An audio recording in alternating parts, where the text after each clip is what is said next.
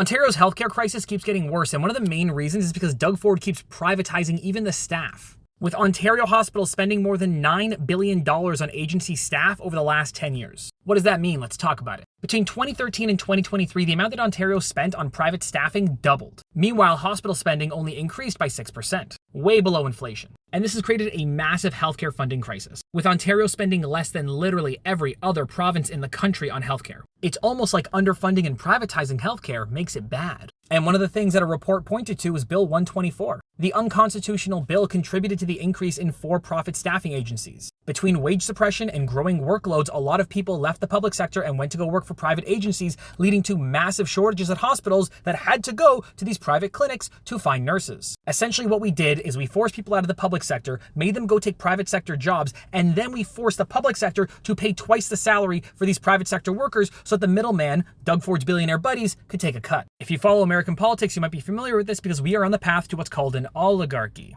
And small, rural, and northern hospitals have been the ones that have been the most impacted, with agency staff spending as a whole going from 3.7% to 17%. And while in 2023, Doug Ford committed to increasing hospital care, later that year he also passed a bill to encourage private facility growth. Doug wants to have his cheesecake and eat it too. Sorry, no, wait. Doug wants you to not have cheesecake. He just wants him and his billionaire buddies to be able to eat cheesecake. And if you want to see just how jarring the increase is in agency staffing, look at the percentage jumps. The blue is employed staff. The red is agency staff. Look at those increases. And listen, Canada as a whole needs to work on our healthcare spending, especially the amount of hospital beds per 100,000 people that we have, because we are terrifyingly low on this list. And no, we shouldn't be comparing ourselves to the US, we should be comparing ourselves to Germany. But that's Doug Ford's Ontario for you. Because I know I haven't said it in a while, but friendly reminder, Doug Ford is incompetent and he can't govern. Whether it's because he's malicious or he's just incapable, doesn't matter. Because me, you, and our kids' healthcare coverage is going to suffer. And Doug just doesn't care.